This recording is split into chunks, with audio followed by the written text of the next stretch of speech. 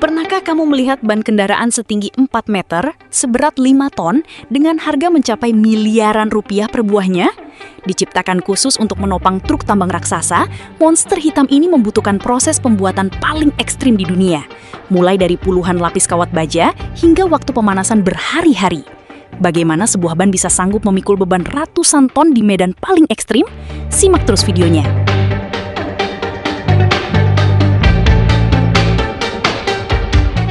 Ban ini memiliki tinggi 4 meter, jauh lebih tinggi daripada orang dewasa yang berdiri di atas pundak orang lain. Bobotnya mencapai 5 ton, setara dengan seekor gajah Afrika dewasa.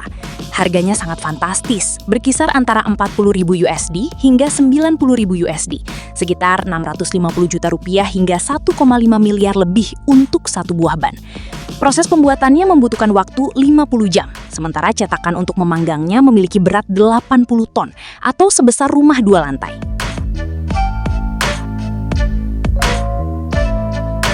Ini adalah Bridgestone 5980 R63, ban terbesar di dunia, terbentuk dari massa hitam yang lengket serta serat baja yang lebih tipis daripada sebatang korek api, lalu dipanaskan hingga 170 derajat Celcius selama lebih dari 2 hari.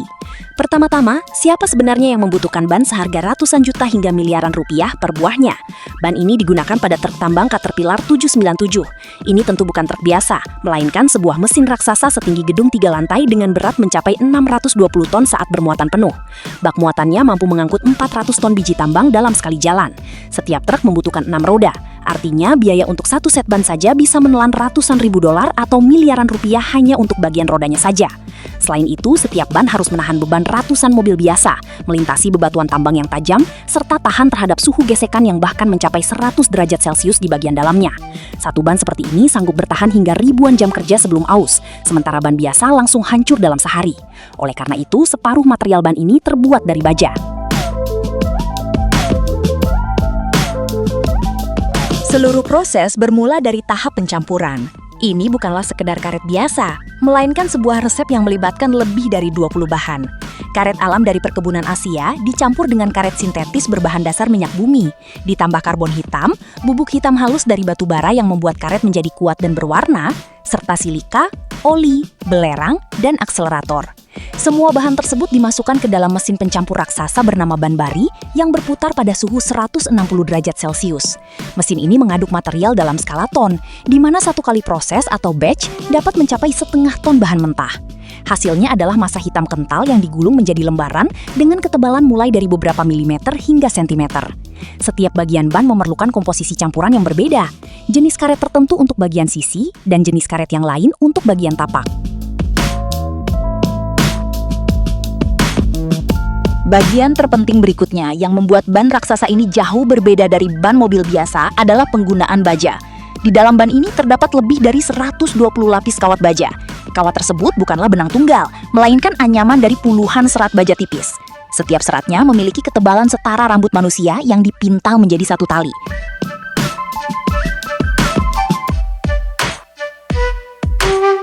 Tali-tali ini kemudian dilapisi karet, disusun secara paralel dan rapat untuk membentuk satu matras yang padat.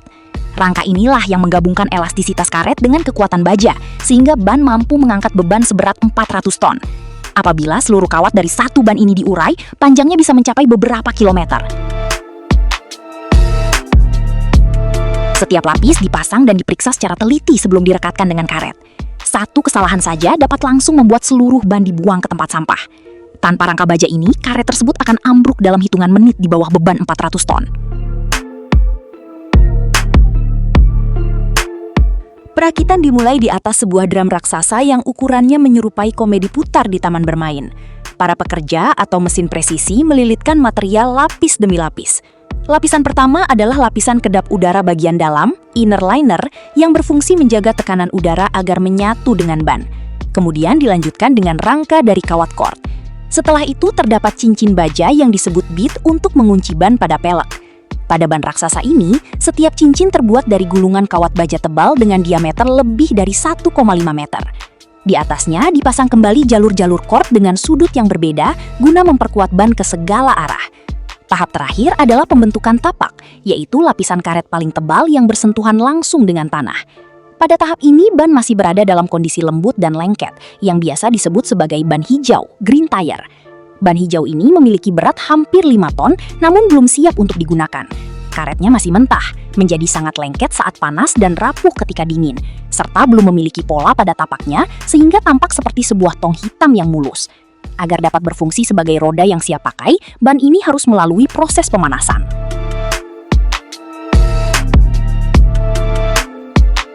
Pada tahap inilah cetakan vulkanisasi berperan. Cetakan tersebut merupakan monster baja seberat 80 ton dengan ukuran sebesar rumah 2 lantai yang terdiri dari 2 bagian dan dapat terbuka seperti cangkang kerang raksasa.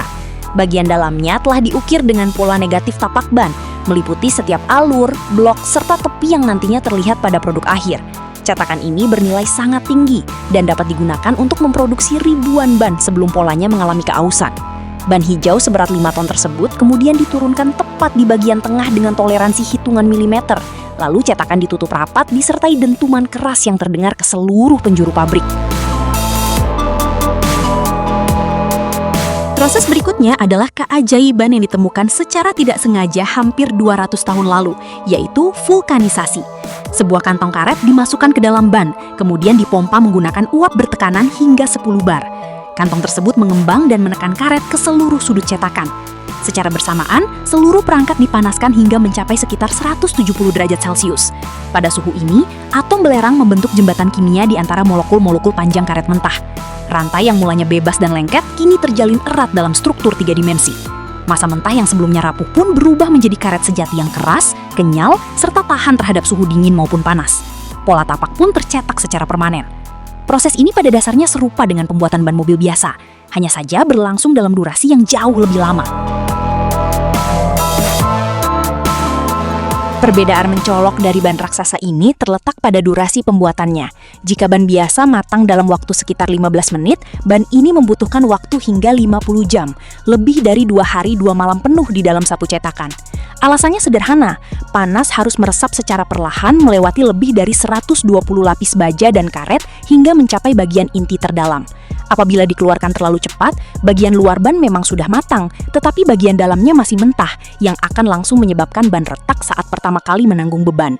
Oleh karena itu, para teknisi mengawasi suhu setiap derajat dan tekanan setiap bar sepanjang 50 jam penuh. Satu siklus cetakan setara dengan produksi satu ban selama 2 hari. Apabila menghitung kebutuhan energi untuk mempertahankan suhu 170 derajat Celcius selama periode tersebut, proses ini memerlukan ratusan kilowatt jam per roda. Di dunia ini hanya terdapat segelintir pabrik yang mampu memproduksi ban kategori ini, dengan kapasitas keluaran hanya beberapa ratus setahun. Sementara permintaan pasar selalu melampaui ketersediaan, sehingga perusahaan tambang rela menunggu pengiriman selama berbulan-bulan.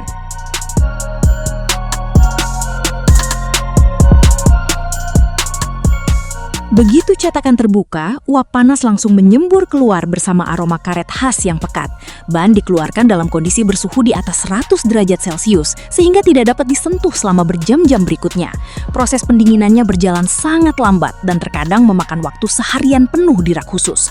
Hal ini dikarenakan apabila ban diletakkan dalam posisi baring secara sembarangan, bobotnya yang mencapai 5 ton dapat merusak bentuk strukturalnya yang masih lunak. Setelah dingin, ban melewati tahap pengawasan mutu yang ketat tanpa kompromi. Langkah pertama adalah inspeksi visual untuk mendeteksi potensi gelembung udara, goresan, atau ketidakrataan pada tapak. Langkah kedua adalah pemindaian menggunakan sinar X guna memastikan tidak ada satupun dari 100 lapisan cord yang bergeser dari posisinya. Tahap terakhir adalah uji keseimbangan atau balancing. Ban seharga ratusan juta hingga miliaran rupiah ini wajib berputar dengan sempurna dan seimbang. Jika tidak, penggunaannya di area tambang dapat merusak sistem suspensi kendaraan yang bernilai sangat tinggi.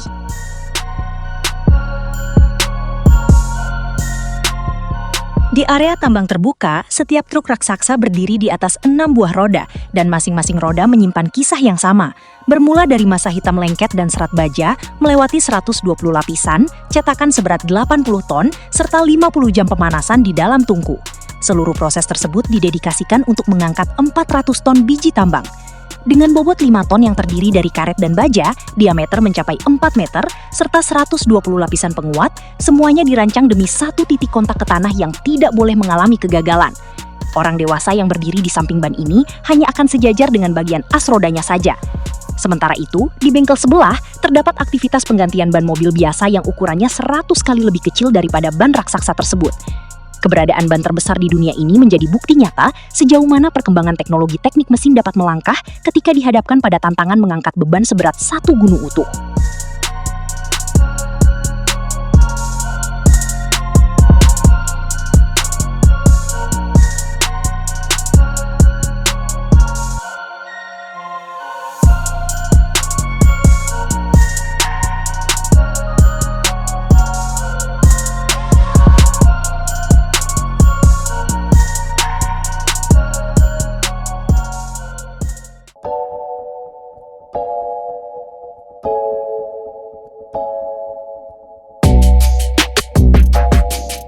Itulah mahakarya teknik mesin yang menopang beban terberat di muka bumi. Jangan lupa like dan subscribe untuk fakta menarik lainnya. Sampai jumpa di video selanjutnya.